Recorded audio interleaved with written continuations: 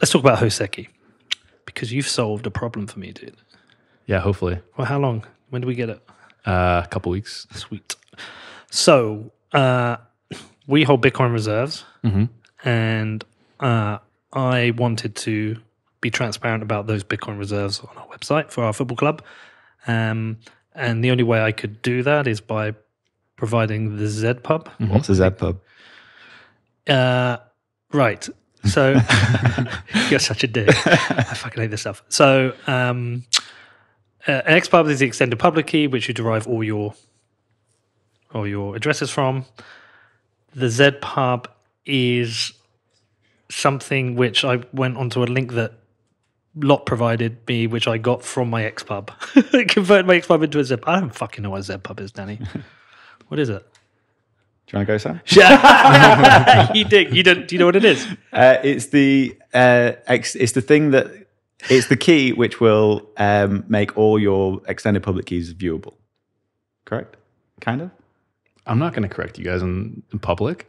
Go on. No, do it. That's basically it. I mean, we focus on the XPubs, and most people just use XPubs.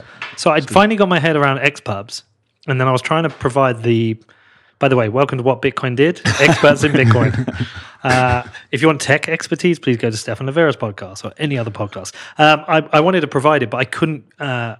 People couldn't get the balance from it, and then so I just found some article that said no, you have to do it from the ZPub, and I found this tool that Lot provided that you can convert your XPub to your ZPub. I don't know this stuff. This stuff gets explained to me, and I forget it. Well, it's low level. This is actually very low level. I mean, I don't think many people are. No, it's high level. Well, it's low level in the sense that it's at the core building blocks, which is why it's so complicated. No, the high level is actually pretty easy. Yeah, well, I've got it up there. I've got people can scan it and they can confirm that we've got the amount of Bitcoin. Yeah, you heard about this? Yeah. Well, XPub lookups generally are not many block explorers provide that, just because it's more difficult to have a functioning block explorer with just XPub lookups purely. And then we got introduced by a mutual friend. Yeah. Well, you're talking about proof of reserves. Yeah. We talk about proof of assets, but we're using the terms interchangeably now because, if certain people understand one brand, it's tough to sort of try and re-engineer that. It's better to go with the flow than to try and reconstruct the whole wheel. So our service allows you to do the same thing without having to disclose what the XPub is. So it's more of providing you with some level of transparent, or with more privacy rather. So you can be more private about your wallet details. It's a proof of reserves. Yeah, exactly. What is the problem with exposing the XPub? Well, you may not want that detail out in the world, especially for individuals and retail customers. If you have to prove you have Bitcoin to several different counterparties, you're not going to have to leak your wallet details to several different people. So what else does it? Can it leak other information by making that publicly available? Yeah, you can run analytics. You can look at where the transactions came from, where they're going in perpetuity. So yeah, it is quite. It can be quite dangerous, again, depending on the person and the use case. And is that the same with the ZPub being public? Yeah. So, I mean, I don't mind it with the football club because all we do is hold the Bitcoin. We've not moved any. We're not spending any. It's a company. And when I read that, I was like, well, I'm totally fine with this. But as an individual, I would definitely not want that public. Yeah. And so the way your tool does it is how? So it's basically it's giving us the information and then us giving a check mark to whoever the counterparties are.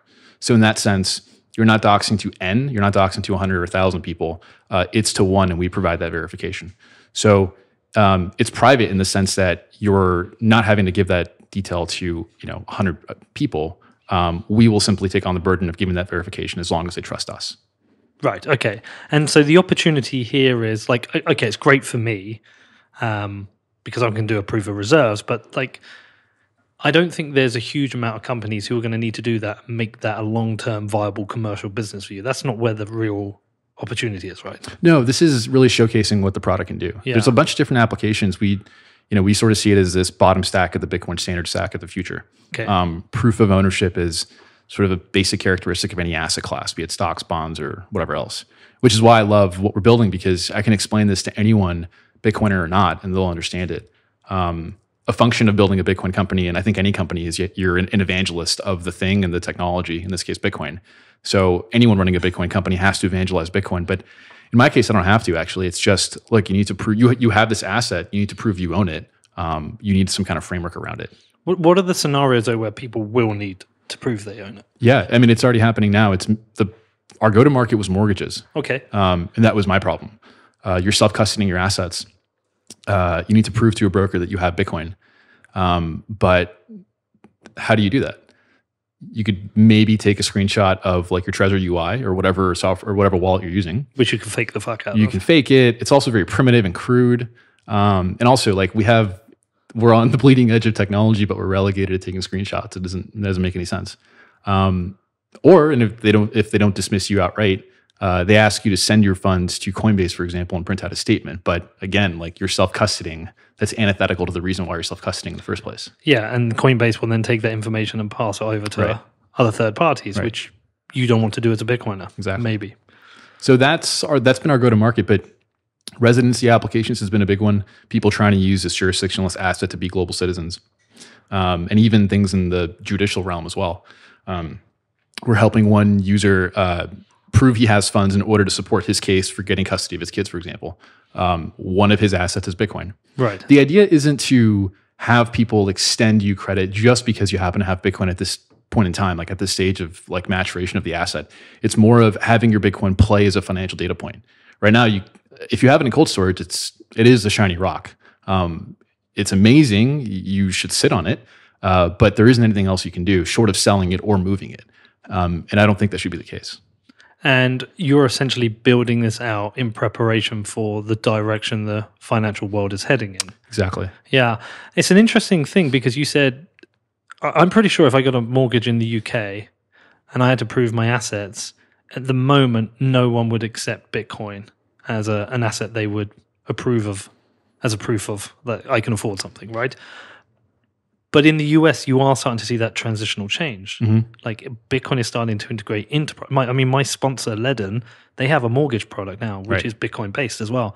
Like, who is it? Bill Barhart was talking about it as well. Mm-hmm. We're starting to see that the asset from certain people in certain areas is being respected. Haven't Goldman Sachs even got a product now for borrowing against Bitcoin? I think they announced something, yeah. Silvergate have. We know Silvergate are Bitcoin friendly, but they have a product. Like we're starting to see that transition, I think, a bit more here, less so in the UK. I mean, you can barely find a bank account in the UK that will allow you to have Bitcoin. Yeah. But so you starting to see that change, that some institutions are accepting that? Yeah, we are. And we're partnering with Ledden as an example. We love them over there. Yeah, we are. And it's also not as daunting as you might expect because the incentives are aligned, at least in the mortgage use case. The broker wants you to get approved. So they're going to try and support you however they can in order to get you approved because that's how they get paid. Oftentimes, you'll be surprised. All they want is something that looks official, which in our case is literally just a bank-like looking statement. So someone connects their Trezor, connects their cold card, connects whatever wallets they have or exchange accounts, and then prints out a statement for the last 3 months that shows their beginning monthly balance or ending monthly balance, and then all of the line items, which would be Coinbase, Kraken, and then randomized account numbers for those wallets. So, for example, they don't ever get your address or your XPub. They get some randomized account number because they don't need or want that level of detail. All they want is some bank-like looking statement with a letterhead, your name and address, and your assets listed, which is what we provide now. In dollar value? Both the Bitcoin and the dollar value. Both Bitcoin and the dollar value. So the next thing, obviously, is to add more currencies. So they're ticking a box. Yeah. What other currencies? No, like different. So pound, euro. Yeah, of course. Yeah. Well, I'm going to need the pound, man. Yeah, exactly. And very soon you could just do an instant conversion of 1-to-1 because we know that's how much a pound's going to be worth. Fucking sick. That must have been a super cheap holiday for you to come to the UK. I was over there when it was happening and my family was losing their mind, but I was secretly sort of smiling. Yeah. I mean, it's been crazy to see what's been happening in the UK, but like all my American friends are coming and they're like, we're going to come to the UK. It's super cheap at the moment. I'm like, yeah, it's not super cheap for me to come to you. Yeah, I don't know if it'll last either. I don't know. We're going to talk to a couple of people about that very soon. There's another thing I wanted to talk to you about. We've jumped around a little bit here. Well, actually, just before let's finish up with Hoseki. Like, tell people where to check it out anyway. Just like, and is the product available commercially yet? In 2 weeks, it'll be good. Fully commercially out there. So we have. I mean, now you can sign up on the wait list, and then if you email me, I can grab you onto our alpha. So you can do what I'm describing now today. Yeah. But you'll be able to sign up and do it without a private alpha link in 2 weeks. Wow. Yeah. How long has it taken to get this far?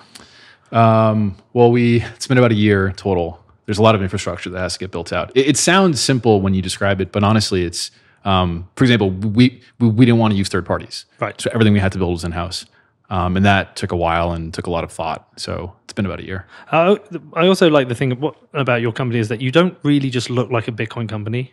You just look like a tech startup, Okay. like a software business, like a SaaS, Okay. which I think is directionally where I think some of the Bitcoin companies are heading, which I think is a good thing. I think it reflects where Bitcoin is going to, where we are just becoming part of the kind of mainstream financial system. Yeah. Which I think is pretty cool. Yeah, I love Bitcoin culture. I just don't know if that's applicable to the world as a whole. There's a lot of different sort of things in the world, and you should probably try and combine that in your company. So we try and look friendly. That's sort of the branding. What does the name mean? Hoseki? Yeah. It's a nod to Nick Szabo's article, Shelling Out. Okay, yeah. It means jewelry. Huh. People see Bitcoin as different things. I kind of see it as jewelry.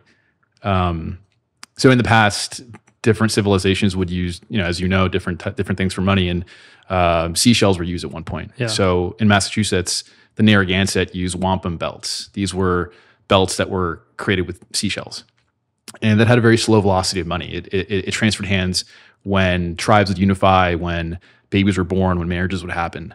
And that's kind of how I see Bitcoin's block time. I see that 10-minute finality as actually being incredibly fucking important. And it's not something trivial. And this idea that, we can kind of use Bitcoin for every transaction, I think is a little bit short-sighted. And so I see it as like this incredibly momentous thing every time a block is added, sort of like when these seashells would transfer hands. But also, if you look at India, gold jewelry-backed lending was up, I think, 200% last year. Wow. Versus regular lending, which is up like 8%. Different societies use jewelry as money oftentimes as well. Have you been to India? No. It's an amazing country. Really? Yeah, it's up there with probably my 3 favorite places I've ever been. I absolutely loved it. And I was in Goa, and I went up to like the little local town. Is that in the south? Yes, I think it's the southwest. Okay. Will you check that for me, Danny? Mm-hmm. Yeah, it was short. It wasn't too long a flight from Mumbai, and a beautiful place, amazing people. Again, great food, and cows on the beach, which was really weird. Literally the friendliest people you'll ever meet.